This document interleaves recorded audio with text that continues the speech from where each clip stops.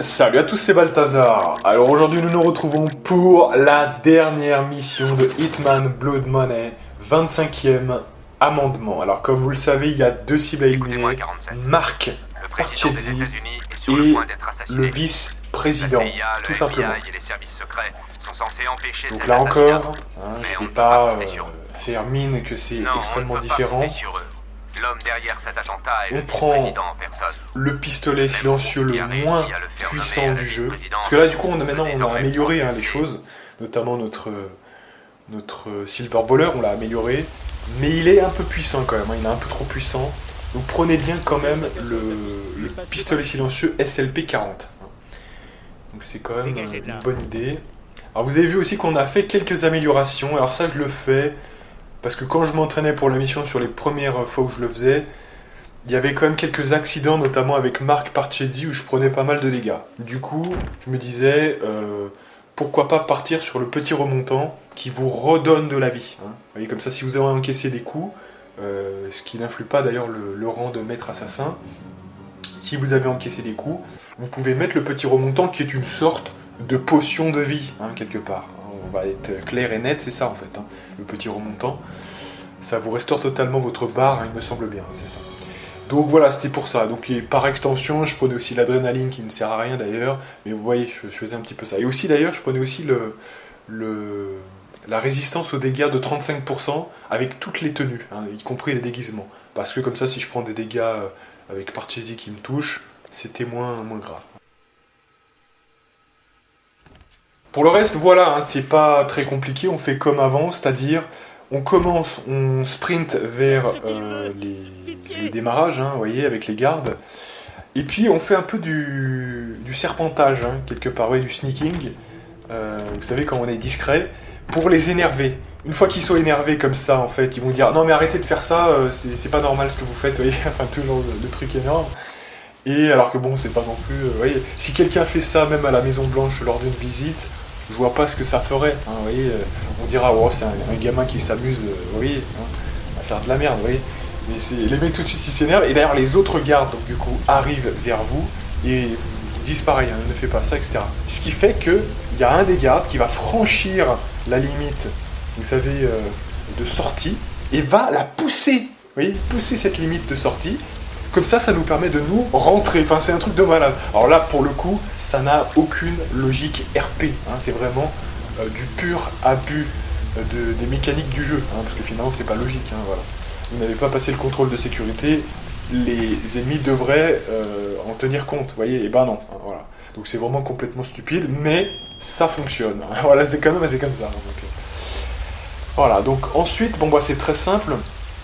On a attendu le fameux mec, c'est un employé du musée en fait, je pense, qu'on a attendu dans les WC. Alors si vous êtes très très rapide, au début de la mission, si vous sprintez, vous faites votre sneaking très rapidement, vous pouvez arriver à le choper avant en mettant une pièce, un bruit de pièce.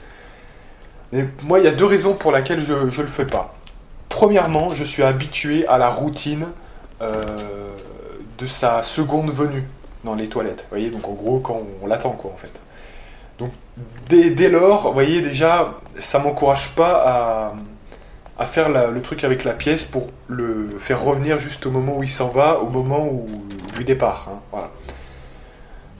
Et puis secondement, souvent il y a quelques échecs, à une microseconde près si voilà, j'ai pas pris finalement assez de vitesse et que j'ai été gêné par quelqu'un qui passait, vous savez, le portillon de sortie.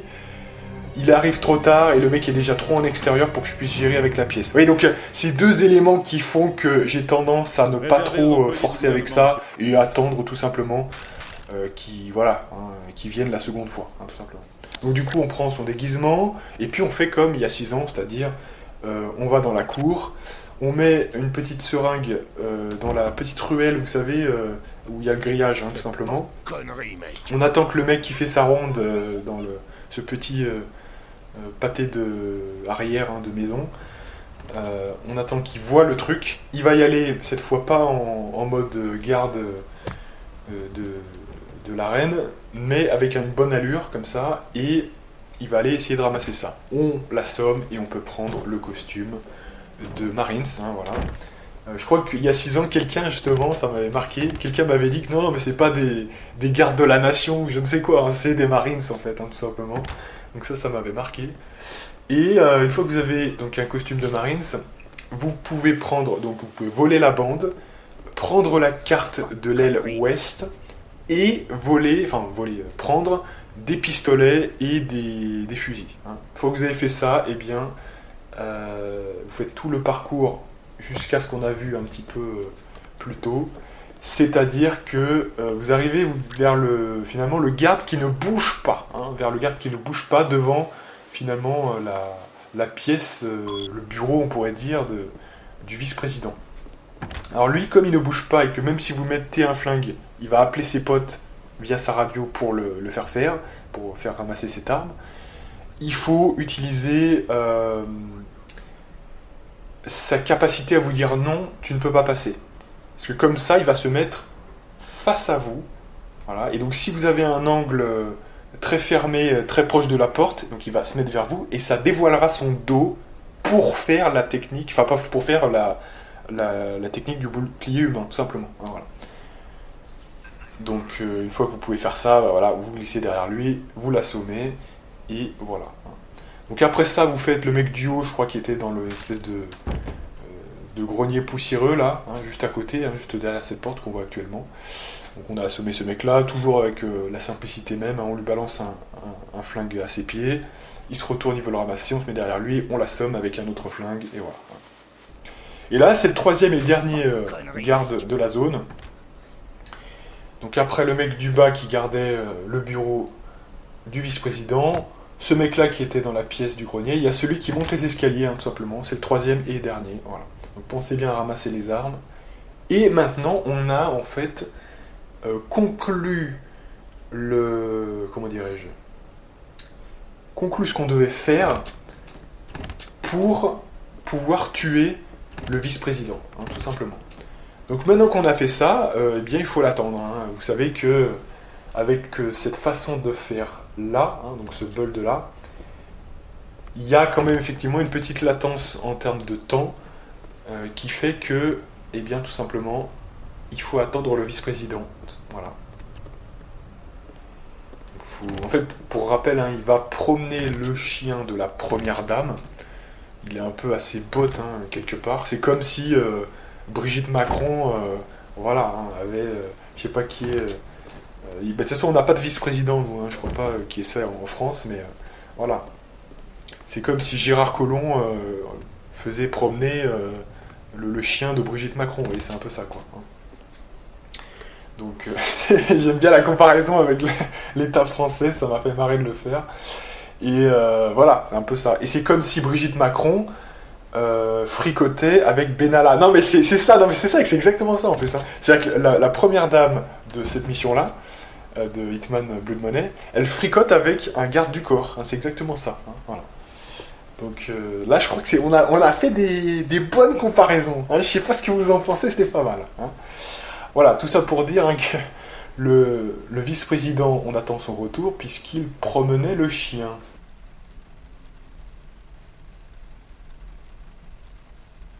Alors ne pas oublier que, effectivement, juste avant, alors je sais pas si on l'a bien vu, mais juste avant, la première dame passe aussi par ce bureau-là à un moment donné. Donc voilà, on fait ça tranquillement avec un pistolet voilà, très clean, hein. C'est-à-dire le pistolet qu'on a le droit de porter, c'est-à-dire le SLP-40. Je crois que ces marines ont le droit de porter 2 armes, hein, semble bien, à confirmer, hein, mais voilà. Donc évidemment, on le prend en bouclier humain. Et alors, j'ai eu quand même, je vous le dis, hein, la plupart des problèmes quand j'ai essayé de refaire cette map, c'était les poussades dans les escaliers. Hein. Moi, alors après, ça vient de la version PC, encore une fois, hein, mais c'est extrêmement chiant, ça. Parce que souvent on a des résultats, on pousse et il se passe rien. Voilà, il se passe rien et vous devez refaire la mission parce que vous n'avez plus aucun moyen ensuite de les relever pour les faire passer par je ne sais quoi. Là, c'est pas vraiment une vraie balustrade, celle du haut. Alors je sais qu'il y a des gens qui utilisent la balustrade latérale pour le pousser et c'est efficace. Hein, c'est quand même efficace en termes de poussette latérale. Hein. sur les escaliers lorsqu'ils montent. Hein. Pas lorsque vous êtes tout en haut, ça ne marche pas, je crois pas. Ou alors je sais que je m'en souviens pas. Mais en tout cas, je sais de façon sûre, parce que je l'ai vu dans une vidéo d'un mec qui faisait ça sur internet. Je sais qu'une poussette latérale, vous savez, sur la rambarde de biais hein, des escaliers, je vais dire ça comme ça. Je sais que ça marche, hein, parce que je l'ai vu actif. Hein, donc ça peut être plus simple peut-être. Hein. D'ailleurs, bon bah là j'ai validé la map comme ça, mais peut-être que, notamment pour la version effectivement Sweet Only, peut-être qu'on verra. Hein. Peut-être que ça sera peut-être plus simple de la jouer comme ça. En plus, on aura normalement le costume, ce qui nous permettra de nous faire suivre par ce même mec. Hein. Donc, il y aura peut-être moyen quand même qu'on fasse ça comme ça. Et donc là, ça donnera un petit peu ce que ça donnait avec les Gators notamment. Hein. Non, vous ne pouvez pas passer, hop, poussette. Vous voyez, c'est un peu ça, hein, clairement. Donc, poussette latérale, hein, notamment. Voilà, donc sinon, donc du coup, je dis pas qu'on l'a bourriné 6 fois contre le mur. Hein, ça, c'est classique, hein, maintenant. Une fois qu'on a fait ça, effectivement, on l'a pris, on l'a poussé. Alors la poussette, moi je fais toujours attention, bien faire attention d'être juste au bord, vous voyez, de la première marche. Donc vous faites un petit travail d'avancer et de reculer. Et dès que vous sentez que le personnage, vous voyez, descend un petit peu, vous remontez juste un petit peu avant et vous l'envoyez. Pour être, en gros, je résume, pour être le plus haut possible sur la marche. Vous voyez ? C'est un peu ça l'idée. Alors, comme on fait attention à ce genre de choses quand ça ne marche pas tout le temps, j'ai aussi incliné la souris légèrement sur la droite. Voyez ? Donc je suis collé, si vous voulez, en termes de visuel, je suis collé contre le sol, hein, au maximum de la vision au sol, voyez ? Et j'incline légèrement le pointeur vers la droite. Vous voyez ? C'est un petit peu ça. Et on est superstitieux avec ce genre de truc, parce que quand ça marche pas à chaque fois, on essaie de trouver des repères, hein, je peux vous le dire. Donc tout est important quand ça ne marche pas à chaque fois. Donc c'est-à-dire que ça doit être certains angles qui permettent ça mieux que d'autres. Hein. Donc voilà, je fais quand même attention. Et on verra que c'est peut-être important pour la suite également. Je n'en dis pas plus. Et donc une fois que vous l'avez poussé, eh bien vous venez dans cette zone-là. Donc toujours pareil, il y a cet incident bizarre qui fait que quand vous lâchez un fusil dans cette zone-là, dans ce couloir-là, les gardes fuient tous en même temps. Voilà. Et pour le reste, c'est du simple, hein, c'est-à-dire qu'on dépose le silencieux pour attirer le fameux garde hein, qui est seul dans la cour extérieure. Donc le garde, évidemment, du gouvernement, tout simplement. Et avec ça... Dont le célèbre Marc Parchesi, 3e du nom. Me descendez pas, 47. Vous et moi, on se ressemble. Je ne vois pas le rapport. On est presque frères. Vous pouvez pas me tuer. Je peux tout faire si je suis payé pour. Mais quelle classe, hein, ce 47. Hein. On n'a rien de frère. Hein, voilà. Il essayait de le mettre dans la même sauce que lui pour essayer de l'attendrir, mais c'est mal connaître 47. Hein. 47 n'a aucun sentiment. C'est vraiment... Et on sent qu'il a peur. Hein. On sent qu'il a peur de 47. Hein. C'est une légende. Hein. C'est une légende de l'assassinat, hein, 47. Hein. Je veux dire, c'est clair. Hein. C'est vrai qu'il est badass, hein, ce mec, quand même. Il est putain de badass. C'est le seul héros qui ne perdra jamais sa superbe, en fait. Sauf gros incidents ou un jeu, ou voilà, mais... ou trop l'humaniser, mais c'est quand même, putain, c'est badass, hein, franchement. Et donc là, vous vous rappelez de la technique, hein, très clairement. On monte par ici pour arriver avant Monsieur Parchesi. Voilà. On glisse bien sur le côté pour éviter qu'il nous tire dessus plus amplement. Et on le prend en bouclier humain quand il essaie de se barrer, tout simplement. Alors là, l'idée, c'est déjà de repérer le flingue, le custom 1911, là, je sais pas quoi, 1911, pour bien le ramasser et que ça soit pas lui qui le ramasse, voilà.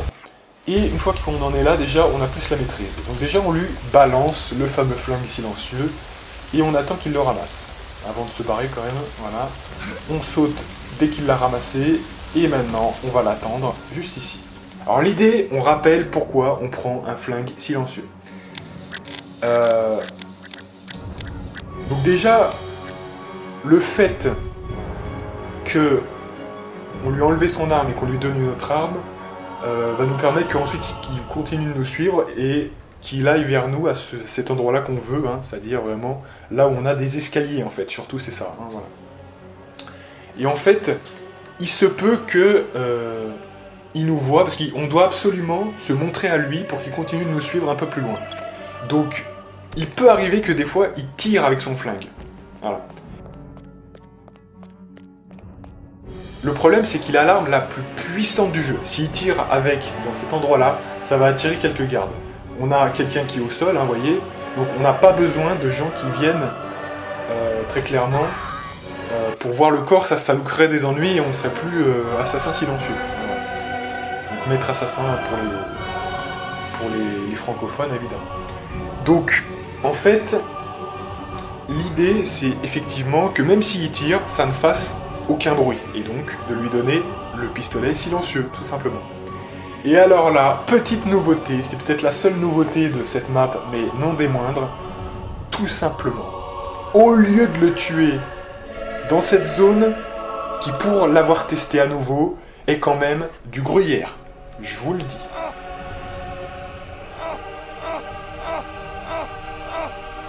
C'est vrai que j'ai fait quelques tests et j'ai eu un problème à nouveau avec Parcheesi qui passait à travers les murs.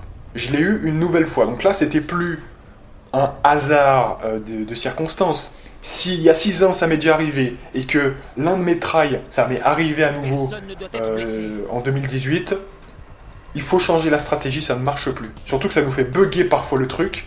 Et ça peut nous mettre dedans, hein, comme ce fut le cas d'ailleurs avant. Alors il y a 6 ans, j'ai eu la chance que ça se passe bien, que je récupère l'histoire, hein, mais il se trouve que le try précédent à celui-ci, j'avais eu un fail.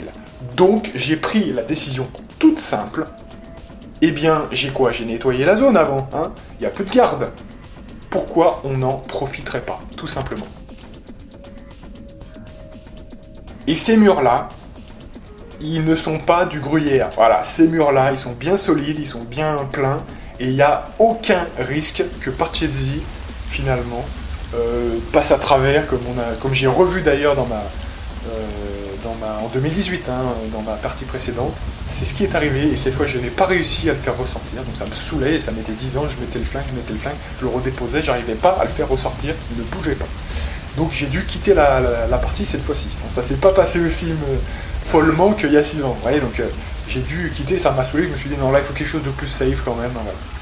Donc, vous l'aurez compris, je le bourrine plus safe 9 fois contre le mur. Celui-là il est très résistant, donc il faut le faire 9 fois.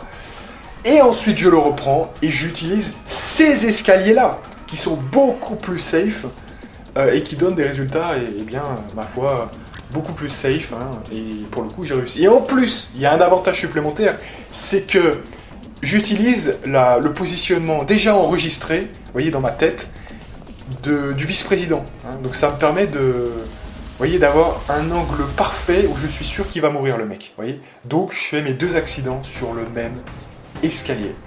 Et voilà, 2 accidents corps et biens. Cette fois beaucoup plus safe, en 17 minutes, donc du coup on met moins de temps parce qu'il n'y a pas les revirements qu'on a eu la dernière fois, en maître assassin. Voilà, donc j'ai pas décrit la fin de la mission, mais c'est assez simple, hein, voilà, on reprend le costume dans les toilettes, et il y avait effectivement le M14 qu'on devait récupérer tout au début, j'en ai pas parlé d'ailleurs, hein, mais bon c'est assez simple, hein. Une fois que vous avez finalement assommé votre premier Marines, vous récupérez donc un M14 que vous prenez, que vous emmenez à la caisse, hein, donc c'est pas très compliqué. Donc voilà, pas de témoins, la police n'a aucune idée de l'identité du tueur, et c'est la fin de ce remake, de ce petit guide, de ce petit let's play, finalement, de Hitman Blood Money. Donc cette fois-ci c'était en 60 fps et 1080p, hein, c'était pour...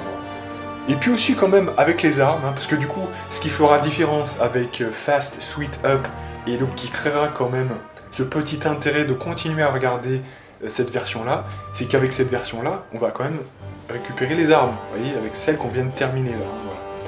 Avec celle-ci, bah, on récupère les armes, donc il y a une petite valeur ajoutée quand même, hein, vous voyez quand même. Hein, donc, et puis ça nous fait faire le truc en voyant comment on fait avec les déguisements. Hein. Donc finalement, la façon la plus simple de finir l'émission en faisant tout. Voilà. C'est vraiment, finalement, si on pouvait résumer, ce let's play là, ce guide là, c'est finalement la run complétionniste. Hein, voilà. On complète totalement le jeu à 100%. La run qui va arriver, Fast Sweet Up, ça sera la run Sweet Only, hein, que avec le costume, tout simplement. Voilà. Donc voilà, j'espère que ça vous aura plu. Et donc moi je vous donne rendez-vous pour la prochaine série de vidéos qui avait déjà commencé un petit peu hein, avec finalement un château de cartes. Finalement, un château de cartes est déjà la première vidéo qu'on a fait dans cette série de vidéos. Mais là on va repartir évidemment des bails, des premiers bails hein, évidemment. Mission 1. Je commencerai par la mission 1. Je finirai comme une sorte de beauté par la mission 0. Hein, voilà, comme c'est un petit peu la plus dure. Cela dit, il n'y a quasiment rien qui va changer, hein, puisque, rappelez-vous, il n'y a qu'à un seul moment qu'on prend le déguisement, et même pas pour de vraies raisons en plus. Hein. J'aurais même pu me forcer un petit peu plus sur cette mission 0 que j'ai fait dans ce let's play là, parce que c'est presque pas utile. Mais vous verrez qu'il y a juste un changement, voilà. Faut juste pas prendre le costume du fameux mec, hein, pas du médecin, mais vous savez, le mec qui entre pour récupérer les sous dans la salle des deux gardes, hein, voilà. Eh bien, ce mec-là, il faudra juste pas prendre son déguisement pour un mec, hein, parce qu'il n'y aura plus qu'un seul mec à gruger, et qu'on n'avait pas grugé, et voilà. Et ça sera juste ça la différence, sinon tout le reste c'est pareil, donc ça sera pas très différent finalement. Donc même cette mission-là, je devrais la faire plutôt facilement. Mais voilà, hein, donc du coup, pour faire comprendre à tout le monde, on commencera par la mission 1, voilà, un cru stupéfiant, et on remontera progressivement.